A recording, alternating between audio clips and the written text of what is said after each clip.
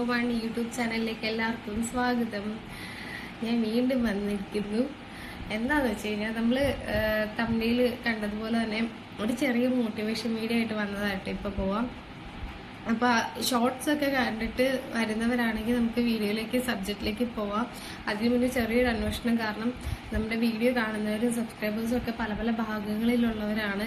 ഇപ്പോഴും നമ്മുടെ കേരളത്തിന്റെ പല ഭാഗങ്ങളിലും മഴ കാര്യങ്ങളൊക്കെ ശക്തമായി തന്നെ തുടരുന്നു. നാശനഷ്ടങ്ങൾ തുടരുന്നുണ്ട്. അപ്പോൾ ഇന്നലെ തന്നെ ഇടിമിന്നലിൽ ഒരുപാട് പേര് മരിച്ചിട്ടുണ്ട് പല പല സ്ഥലങ്ങളിലായിട്ട്. അപ്പോൾ അത് ഏറ്റവും കൂടുതൽ ഭയങ്കര നിസ്സഹായമായ അവസ്ഥയിലൂടെയാണ് കടന്നു പോകുന്നത്. കാരണം നമുക്ക് ഒരിക്കലും പ്രഡിക്റ്റബിൾ അല്ല. ഇന്ന രീതിക്ക് ഇന്ന കാര്യങ്ങൾ നമുക്ക് ചെയ്യാം. ഇപ്പൊ വീടിനുള്ളിൽ കിടന്നിറങ്ങിക്കൊണ്ടിരുന്നവർ വരെ മരിച്ചു എന്ന് പറയുമ്പോൾ നമ്മൾ സാധാരണ പുറത്തിറങ്ങി നടക്കുന്നവരാണ് ഇടിമിന്നലേറ്റ് മരിക്കുക എന്ന് പറയും. ഇത് അതുപോലെ എന്താ പറയാ, അത്രയും നമുക്ക് പ്രഡിക്റ്റബിൾ അല്ലാത്ത കാര്യമാണ് പ്രകൃതിയുടെ ഓരോരോ കാര്യങ്ങൾ എന്ന് പറയുന്നത്. അപ്പോൾ നമുക്ക് അടുത്ത പോയിന്റ് എന്താണ് എങ്ങനെയാണെന്ന് പോലും ഇപ്പൊ പറയാൻ കഴിയില്ല. അത് അങ്ങനെ ഒരു അവസ്ഥയിലേക്കാണ് ഇപ്പം കടന്നെത്തിക്കൊണ്ടിരിക്കുന്നത്. പിന്നെ ഏറ്റവും കൂടുതൽ ശ്രദ്ധിക്കേണ്ട എന്താണെന്ന് വെച്ച് കഴിഞ്ഞാൽ, നിങ്ങൾ രാവിലെ എഴുന്നേൽക്കുന്ന ഇപ്പൊ പുലർച്ചെ പണിക്കൊക്കെ പോകുന്നവരാണെങ്കിൽ, അല്ലെങ്കിൽ ജോഗിങ്ങിനൊക്കെ പോകുന്നവര്, ഈ റോഡിലൊക്കെ ലൈൻ കമ്പി പൊട്ടി വീണ് കിടന്നു കഴിഞ്ഞാൽ പോലും അറിയില്ല. അപ്പൊ അതിൽ നിന്ന് ഷോക്കേറ്റ് ഒരുപാട് മരണങ്ങളും അപായങ്ങളും ഉണ്ടാവാറുണ്ട്. അപ്പൊ അത് ശ്രദ്ധിക്കുക. അങ്ങനെയുള്ള കാര്യങ്ങൾ മറ്റുള്ളവർക്ക് പറഞ്ഞു കൊടുക്കുക. ഇപ്പൊ എല്ലാ പ്രാവശ്യവും നമ്മൾ എല്ലാ കാലവർഷങ്ങളിലും നമ്മൾ കാണുന്ന ഒരു കാര്യമാണ് എന്ത്, എപ്പോഴും ന്യൂസിൽ വരും എന്തെങ്കിലും ഒരു കുറച്ച് കേസ് ഉണ്ടാവും ഇങ്ങനെ. ഇപ്പൊ രാവിലെ പണിക്ക് പോകേണ്ടവർക്ക് പോകാതിരിക്കാൻ പറ്റില്ലല്ലോ, കാരണം അതാണ് അവരുടെ തൊഴിൽ. അപ്പൊ നമുക്ക് രാവിലെ പണിക്ക് പോകാതെ വീട്ടിൽ കയറിയിരിക്കാം എന്ന് പറയുന്നത് പോസിബിൾ അല്ല. പക്ഷെ ഇങ്ങനെയുള്ള കാര്യങ്ങൾ ശ്രദ്ധിക്കുക. തിരക്കിട്ട് പോകുന്നതിനിടയിൽ ഒന്നാമത് വെട്ടവും വെളിച്ചവും കാണില്ല.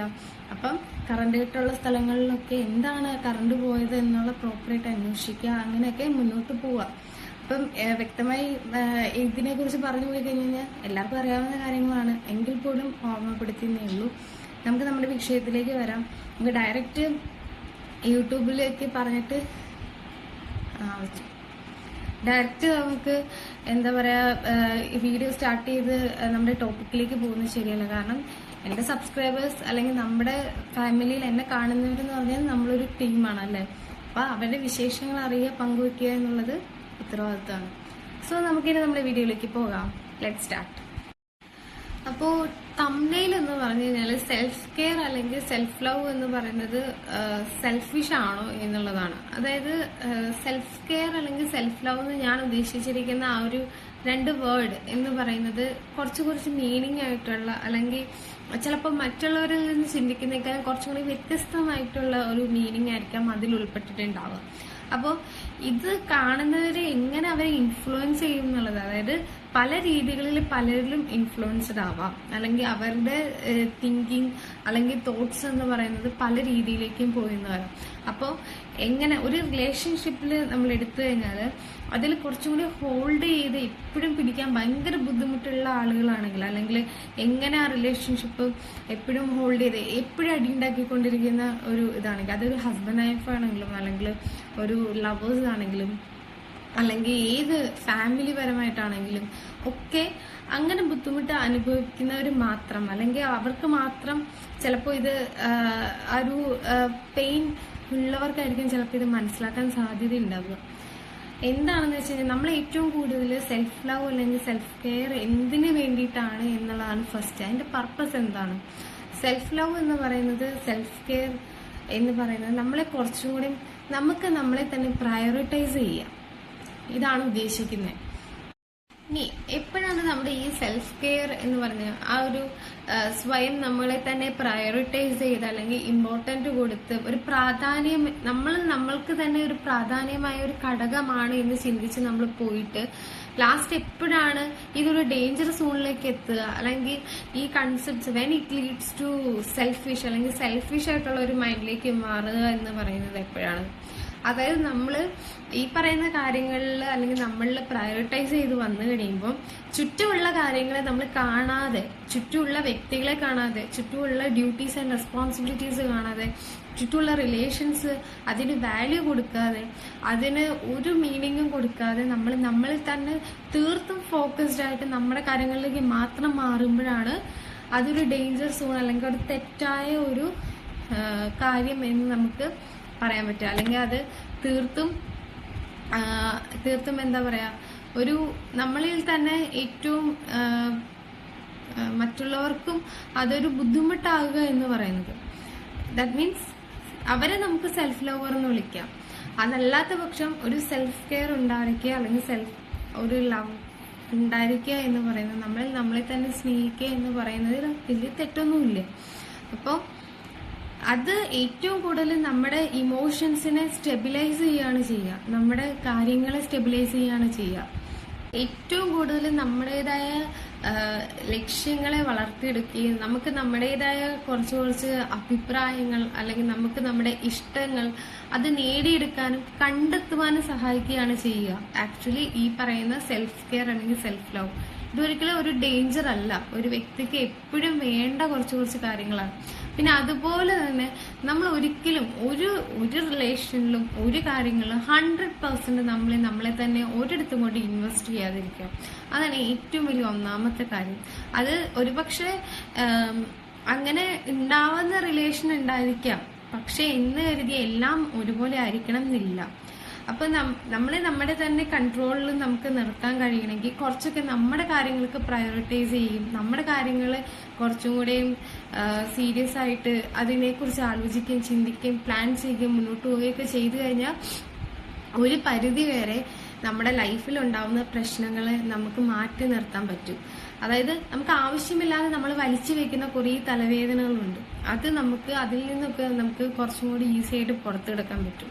അപ്പോൾ അതൊരിക്കലും എന്ന് കരുതിയിട്ട് നമ്മൾ ആ ഒരു രീതിയിലേക്ക് നമ്മളെ പ്രയോറിറ്റൈസ് ചെയ്ത് പോയി കഴിയുമ്പോൾ ഒരിക്കലും ചുറ്റുമുള്ളവരെ കാണാതെ വാല്യൂ ചെയ്യാതെ പോവാ, മീൻസ് ഫസ്റ്റ് നമ്മൾ പറഞ്ഞല്ലോ അങ്ങനെയുള്ള രീതിയിലേക്ക് നമ്മൾ മാറിപ്പോകാതിരിക്കുക.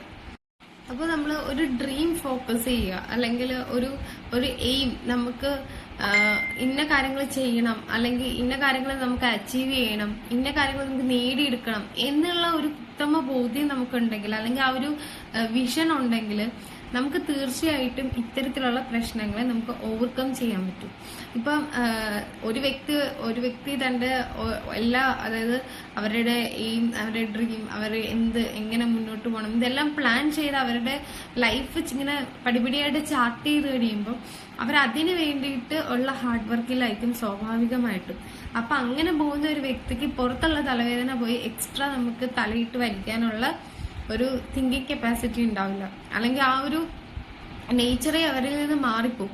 അപ്പൊ വെറുതെ അനാവശ്യമായിട്ട് വഴക്കിട്ടിരിക്കാനും തോന്നില്ല. നമുക്ക് നമ്മുടെ ജീവിതത്തിൽ എന്തെങ്കിലും ഒരു ലക്ഷ്യമുണ്ടായാൽ മാത്രമേ നമുക്ക് അതിലേക്ക് മുന്നോട്ട് പോകാനും അല്ലെങ്കിൽ മുന്നോട്ടുള്ള കാര്യങ്ങളെ നേടിയെടുക്കുവാനും നമുക്കുള്ള ഒരു വിഷൻ അല്ലെങ്കിൽ ആ ഒരു നമുക്ക് അതിനുവേണ്ടി ഹാർഡ് വർക്ക് ചെയ്യാൻ പറ്റുള്ളൂ. വർക്ക് എന്ന് പറയുന്നത് ഹാർഡ് വർക്ക് എന്ന് ഒരിക്കലും നമുക്ക് പറയാൻ പറ്റില്ല. ഹാർഡ് വർക്ക് പ്ലസ് നമ്മളെപ്പോഴും പറയും സ്മാർട്ട് വർക്കാണ് എപ്പോഴും ഇമ്പോർട്ടന്റ് ആയിട്ടുള്ള കാര്യം. അപ്പൊ എങ്ങനെ പോയാലും ആ വ്യക്തിക്ക് തുടർന്നുള്ള തന്റെ ലൈഫിൽ എങ്ങനെ ആയിരിക്കണം എന്നുള്ളൊരു ചാർട്ടിങ് അത് എല്ലാ വ്യക്തികൾക്കും ഉണ്ടായിരിക്കണം. അതിന്റെ ഫസ്റ്റ് സ്റ്റാർട്ട് ചെയ്യുന്നതാണ് ഈ സെൽഫ് കെയർ അല്ലെങ്കിൽ സെൽഫ് ലവ്. കുറച്ചൊക്കെ നമ്മളെ തന്നെ കണ്ടെത്താൻ ശ്രമിക്കുക. You can't pour from an empty cup, അല്ലെ? Take care yourself first. അതൊരു വലിയൊരു സെന്റൻസ് തന്നെയാണ്. നമുക്കൊരിക്കലും എംപ്റ്റി ആയിട്ട് ശൂന്യമായിട്ടുള്ളതിൽ നിന്ന് നമുക്കൊരിക്കലും മറ്റുള്ളവരിലേക്ക് കൊടുക്കാൻ കഴിയില്ല ഒന്നും. അപ്പൊ നമ്മൾക്ക് എന്തെങ്കിലും നമ്മൾ അച്ചീവ് ചെയ്തിട്ടുണ്ടെങ്കിൽ, നമ്മൾ കണ്ടെത്തിയിട്ടുള്ള കാര്യങ്ങൾ അല്ലെങ്കിൽ നമ്മൾ എന്തെങ്കിലും നേടിയെടുത്തിട്ടുള്ള കാര്യങ്ങളെ അത് ഇപ്പൊ ഒരു ടീച്ചർ കുട്ടികളെ പഠിപ്പിക്കണമെങ്കിൽ അവരാദ്യം ആ എഡ്യൂക്കേഷൻ ലെവൽ ക്രാക്ക് ചെയ്യണം, അല്ലെങ്കിൽ അതിനുള്ള യോഗ്യത നേടണം. എങ്കിലേ അവർ ഗ്രഹിക്കുന്ന കാര്യങ്ങളെ അവർക്ക് മറ്റുള്ളവരിലേക്ക് പറഞ്ഞ് മനസ്സിലാക്കി കൊടുക്കാൻ കഴിയുള്ളൂ. അപ്പോൾ അതാദ്യം അവര് മുന്നോട്ട്, അതായത് അവരുടെ ആ ഒരു hard work plus smart work, അതുപോലെ തന്നെ അവരുടെ എത്രയോ ലൈഫിൽ ഉണ്ടാവുന്ന കുറെ അനുഭവങ്ങള്, അവരുടേതായ സ്വന്തമായിട്ടുള്ള കുറെ കണ്ടെത്തലുകള്, അങ്ങനെയുള്ള കാര്യങ്ങൾ ചേർത്ത് വെച്ച് മെല്ലെയാണ് ഒരു മനുഷ്യൻ എന്ന് പറയുന്നത് അവര് മൊത്തത്തിൽ വാർത്തെടുക്കുന്നത്, അല്ലെങ്കിൽ ആ ഒരു ലെവലിലേക്ക് എത്തിച്ചേരാൻ കഴിയുള്ളൂ. അപ്പൊ അങ്ങനെ നമ്മൾക്ക് എന്തെങ്കിലും സ്വന്തമായിട്ടുണ്ടെങ്കിൽ മാത്രമാണ് മറ്റുള്ളവരിലേക്ക് നമുക്കത് പകർന്നു കൊടുക്കാൻ കഴിയുള്ളൂ. അപ്പൊ അതുകൊണ്ട് തന്നെ നമ്മളെ തന്നെ ഫസ്റ്റ് എപ്പോഴും പറയുന്നല്ലേ, നമുക്കൊരു പ്രാധാന്യം, നമ്മളെ തന്നെ ഒരു സിഗ്നിഫിക്കൻറ്റ് എന്നുള്ള രീതിയിൽ കണ്ടു കഴിഞ്ഞാൽ മാത്രമാണ് നമുക്ക്. അപ്പൊ ലൈഫ് എന്ന് പറയുന്നത് എപ്പോഴും ഡിഫറെന്റ് ആണ്, അതുപോലെ തന്നെ ടൈം എപ്പോഴും ഡിഫറെന്റ് ആണ്, നമ്മളും എപ്പോഴും ഡിഫറെന്റ് തന്നെയാണ് അല്ലേ. അപ്പോൾ ജീവിതത്തിലെ എപ്പോഴും എല്ലാ കാര്യങ്ങളും ഇങ്ങനെയാണ് നടക്കുക എന്ന് പറഞ്ഞ് നമുക്കൊരിക്കലും ഒന്നിനെയും ഇങ്ങനെ ഒരു സ്റ്റെബിലൈസ് ചെയ്ത് ഇന്ന രീതിയിൽ ഇങ്ങനെ പോവുള്ളൂ, അല്ലെങ്കിൽ ഞാൻ എപ്പോഴും ഹാപ്പി ആയിരിക്കും എന്ന് പറയാൻ പറ്റുമോ? അങ്ങനെ നമുക്ക് ഒരിക്കലും ഒരു കാര്യത്തെയും കൊണ്ടുപോകാൻ പറ്റില്ല. അപ്പൊ ഇതിലുണ്ടാവുന്ന പ്രശ്നങ്ങളെ ധൈര്യമായിട്ട് മുന്നോട്ട് പോയി നമ്മൾ നേരിട്ട് കഴിയുമ്പോഴാണ് നമുക്ക് അതിൽ നിന്നും ഒരു ആർജവം, ഒരു എനർജി കിട്ടും അല്ലെ. തോറ്റ് തുന്നമടിയിരിക്കുന്ന ഒരു മനുഷ്യനെ തോക്കാനുള്ള ഒരു പേടി പിന്നീട് ഉണ്ടാവില്ല. ഇന്ന് എപ്പോഴും ജീവിതത്തിൽ തോറ്റുകൊണ്ടിരിക്കണം എന്നല്ല ഞാൻ ഉദ്ദേശിച്ചേ. അപ്പോൾ അത് ശരിക്കും പറഞ്ഞൊരു നെഗറ്റീവിനേക്കാൾ ഉപരി നമ്മളൊരു പോസിറ്റീവായിട്ട് എടുത്ത് മുന്നോട്ട് പോകുമ്പോഴാണ് നമുക്ക് എപ്പോഴും നമ്മുടെ ജീവിതത്തിൽ എന്താണ് എന്നുള്ളത് അറിയാൻ പറ്റുക. അപ്പൊ ഇതിൽ ഏറ്റവും കൂടുതൽ നമ്മൾ എന്താണ് ചെയ്യേണ്ടത്? നമ്മളെ തന്നെ സ്വയം മനസ്സിലാക്കാനും നമ്മളെ തന്നെ കുറച്ചും കൂടി സ്നേഹിക്കുവാനും നമുക്ക് നമ്മളെ തന്നെ കണ്ടെത്തുവാനുള്ള ഒരു സമയം, ഒരു സാവകാശം കൊടുക്കാൻ നമ്മൾ പഠിക്കുക. നമ്മളെ തന്നെ ഒന്ന് അനലൈസ് ചെയ്യാൻ നോക്കുക. അതായത് എന്താണ് എനിക്കുള്ളത്, എന്താണ് എൻ്റെ പ്രശ്നങ്ങൾ, അല്ലെങ്കിൽ എന്തുകൊണ്ടാണ് ഇത് നടക്കുന്നത്, അല്ലെങ്കിൽ എന്താണ് ഇതിനൊരു കാരണം, ദ റീസൺ ബിഹൈൻഡ് ഇറ്റ്, അത് നമ്മൾ കണ്ടെത്താൻ ശ്രമിക്കുക. അപ്പൊ നമുക്ക് മുന്നോട്ടുള്ള എല്ലാ ചോദ്യങ്ങൾക്കും ഉത്തരം നമ്മൾ കണ്ടെത്തി കഴിഞ്ഞു അല്ലെ, എന്താണ് എന്തുകൊണ്ടാണ് എന്നുള്ളത്. അപ്പൊ ഇതൊക്കെ ഇത്രയും ചെയ്തു കഴിയുമ്പോൾ നമുക്ക് നമ്മുടെ ലൈഫിൽ ഒരു ഉത്തരം കിട്ടും, ആൻസർ. ഇന്നത് ചെയ്യണം, അല്ലെങ്കിൽ ഇന്നത് ഇങ്ങനെയൊക്കെയാണ് എന്നുള്ള ഒരു കംപ്ലീറ്റ് നമുക്ക് നമ്മുടെ ലൈഫിനെ എങ്ങനെ കൊണ്ടുപോകണം എന്ന് ചിട്ടപ്പെടുത്താനുള്ള ഒരു കറക്റ്റ് ഒരു ചാർട്ടിങ്, ഒരു ടൈം ടേബിൾ നമുക്ക് കിട്ടും. അപ്പൊ അത് കിട്ടിക്കഴിഞ്ഞു കഴിയുമ്പോൾ നമ്മൾ എന്താ ചെയ്യേണ്ടത്? നമ്മൾ ഓക്കെ ഞാൻ ഇങ്ങനെയൊക്കെയാണ്, അല്ലെങ്കിൽ എനിക്ക് ജോലി കിട്ടി, അല്ലെങ്കിൽ ഞാൻ പഠിച്ചു, ഓക്കെ ഇങ്ങനെ ഇത്രയൊക്കെ കാര്യങ്ങളൊക്കെ ആയി എന്ന് കരുതിയിട്ട് പിന്നെ നമ്മളിലേക്ക് ഒതുങ്ങിക്കൂടി അങ്ങ് നമ്മുടെ കാര്യങ്ങൾ ചെയ്തു പോവുകയല്ല വേണ്ടത്. ശ്രദ്ധിക്കുക, നമുക്ക് പ്രയോറിറ്റൈസ് ചെയ്യാം. പക്ഷെ എന്ന് കരുതിയിട്ട് ചുറ്റുമുള്ളവരെ കാണാതെ അവോയ്ഡ് ചെയ്ത് പോകുമ്പോഴാണ് ഒരു ബാഡ് റിലേഷൻഷിപ്പ്, അല്ലെങ്കിൽ അതൊരു അൺഹെൽത്തി പേഴ്സണാലിറ്റി എന്ന് വേണമെങ്കിൽ പറയാം, ആ ഒരു ലെവലിലേക്ക് പോകുന്നത്. ഒരു ആരോഗ്യപരമല്ല, അല്ലെങ്കിൽ ഹീസ് നോട്ട് വെൽ അല്ലെങ്കിൽ ഷീസ് നോട്ട് വെൽ, പേഴ്സണലി നമുക്ക് ഡിസപ്പോയിന്റ്മെന്റ്സ് വരുന്നത്. പക്ഷെ നമ്മൾ ഇതെല്ലാം കീപ്പ് ചെയ്തുകൊണ്ട് തന്നെ നമ്മുടെ ചുറ്റുമുള്ള സഹജീവികളെ ചേർത്ത് നിർത്തിക്കൊണ്ട്, ചുറ്റുമുള്ളവരെ ചേർത്ത് പിടിച്ച് നമ്മൾ മുന്നോട്ട് പോകുമ്പോഴാണ് നമുക്ക് ഹാപ്പിനെസ് ഉണ്ടാവുക. പക്ഷെ നമുക്ക് പകുതി പ്രശ്നങ്ങൾ കുറഞ്ഞു കിട്ടും. എന്താന്ന് വെച്ച് കഴിഞ്ഞാൽ നമ്മൾ നമ്മുടെ ജീവിതത്തെ കുറച്ചും കൂടിയും ചാർട്ട് ചെയ്ത് മുന്നോട്ട് പോവാണ്. നമുക്ക് പിന്നെ അവിടെ വഴക്കിട്ടുകൊണ്ടിരിക്കുന്ന സമയമില്ല. നമ്മൾ കുറച്ചും കൂടി മച്ചൂർഡാണ്, പ്രിപ്പയർഡാണ് എല്ലാ കാര്യങ്ങൾക്കും. അതാണ് ഇതെന്താന്ന് വെച്ചാ ഇപ്പൊ നമ്മൾ പറയും പോലെ ഞാൻ ആരാണ്, എന്തൊക്കെയോ ആണ്, ഇങ്ങനെയൊക്കെ തട്ടിമുട്ടി പോണു. ഇനിയിപ്പോ മുന്നോട്ട് പോകുന്നത് എന്താണോ എങ്ങനെയാണെന്നൊന്നും അറിയില്ല, ഒഴുക്കിനങ്ങ് പോകുന്നു. പിന്നെ പ്രത്യേകിച്ച് ലക്ഷ്യങ്ങളൊന്നും ഇല്ല. അപ്പൊ എന്തെങ്കിലുമൊക്കെ ജോലി ചെയ്യുന്നു, കുറച്ചൊക്കെ എടുക്കുന്നു, പിന്നെ കുറച്ച് പേരോടൊക്കെ ബഹളം ഉണ്ടാക്കുന്നു, വഴക്കുണ്ടാക്കുന്നു. അതിപ്പോ റിലേഷനിലാണെങ്കിലും ഫാമിലിയിലാണെങ്കിലും ചുറ്റുമുള്ളവരാണെങ്കിലും ഫ്രണ്ട്സിലാണെങ്കിലും ഒക്കെ എവിടെയെങ്കിലുമൊക്കെ ആരോടെങ്കിലുമൊക്കെ കുറച്ചു നേരം വഴക്കുണ്ടാക്കുന്നു, കുറച്ച് സ്വന്തം കാര്യങ്ങളൊക്കെ ചെയ്യുന്നു, അങ്ങനെ നടക്കുന്നു, ഇങ്ങനെ നടക്കുന്നു. ഒരു ഫ്ലോയ്ക്ക് പോവുക എന്ന് പറയുന്നത് അതൊരു സെറ്റപ്പുള്ള പരിപാടിയാണ്. മീൻസ് നല്ല കാര്യമാണെന്ന് വേണമെങ്കിൽ പറയാം. അല്ലെങ്കിൽ ചിലർക്ക് വലിയ പ്ലാനിങ് ഒക്കെ ആയിട്ട്, ഒത്തിരി പ്ലാനിങ് ഒന്നും വേണമെന്ന് ഞാൻ പറയുന്ന ആളല്ല കേട്ടോ. കാരണം ഞാൻ ഒത്തിരി വലിയ പ്ലാനിങ് ഉള്ള ആളല്ല. പക്ഷെ ഒരു ഐഡിയ ഉണ്ട്, ഇതിങ്ങനെ പോണം എന്നുള്ള ഒരു ഐഡിയ ഉണ്ട്, കുറച്ച്. അതെല്ലാ മനുഷ്യരിലും ഉണ്ട്. എത്ര തല്ലിപ്പൊളിനാന്ന് പറഞ്ഞാലും ചെറിയ ഐഡിയയും ചെറിയ പ്ലാനിങ് ഒന്നും ഇല്ലാത്തവരാരും ഉണ്ടാവില്ല. പക്ഷെ നമുക്ക് ഏറ്റവും കൂടുതൽ നമ്മളെ കുറച്ചും കൂടെ കണ്ടെത്തി, നമ്മളുടെ ഇഷ്ടങ്ങൾ, നമ്മുടെ കാര്യങ്ങളൊക്കെ കണ്ടെത്തി അത് മുന്നോട്ട് ചാർട്ട് ചെയ്ത് പോകുമ്പോൾ നമുക്ക് കുറച്ചുകൂടി ലൈഫിനൊരു മീനിങ്, ഒരു അർത്ഥം ഉണ്ടാവും.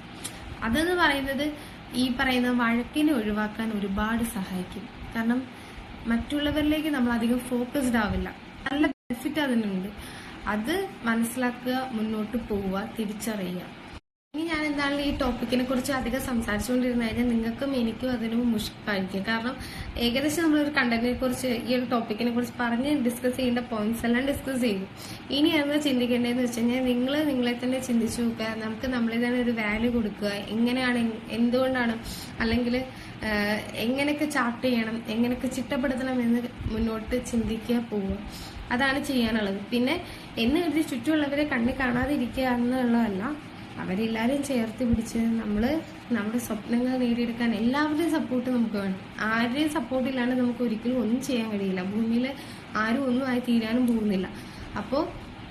പക്ഷെ നമ്മൾക്ക് നമ്മളെ ചിന്തിക്കുവാനുള്ള സമയം, നമുക്ക് നമ്മുടെ ഇഷ്ടങ്ങളെ കണ്ടെത്തുവാനുള്ള ഒരു സമയം, നമുക്ക് നമ്മളെ തന്നെ വാല്യൂ ചെയ്യാനുള്ള ആ ഒരു സ്പേസ്, അത് നമ്മൾ എല്ലാവരുടെ ഇടയിൽ നമ്മൾ കൊടുക്കുന്ന പോലെ നമുക്ക് നമ്മളെ തന്നെ ഒരു സ്പേസ്, ഒരു പ്രയോറിറ്റൈസ് ചെയ്ത് കൊണ്ടുവരിക. അപ്പോൾ ഇത്രയൊക്കെ ഉള്ളൂ. പിന്നെ തീർച്ചയായിട്ടും വീഡിയോ ഇഷ്ടമാവുന്നവർ ലൈക്ക് ചെയ്യുക, സപ്പോർട്ട് ചെയ്യുക, കമൻറ്റ് ചെയ്യുക, സബ്സ്ക്രൈബ് ചെയ്യുക, ഷെയർ ചെയ്യുക, ഇതൊക്കെ ചെയ്യുക. പിന്നെ ഞാൻ എന്തായാലും ഇങ്ങനെയൊക്കെയുള്ള വീഡിയോസ് ഇടയ്ക്കിടയ്ക്ക് ഇടും. കാരണം എന്നെ കണ്ടുകൊണ്ടിരിക്കുന്ന ഒരാൾക്കെങ്കിലും ഇത് ബെനിഫിറ്റ് ആവുകയാണെങ്കിൽ എനിക്കതിൽ സന്തോഷം മാത്രമേ ഉള്ളൂ. കാരണം ഒരാൾക്കെങ്കിലും, എനിക്കത്രേ ഞാൻ ഉദ്ദേശിക്കുന്നുള്ളൂ. അപ്പോൾ ഇനിയുള്ള വീഡിയോ ആയിട്ട് തീർച്ചയായിട്ടും ഞാൻ വരും. കണ്ടിപ്പാ പാക്കലാം. ടാറ്റാ.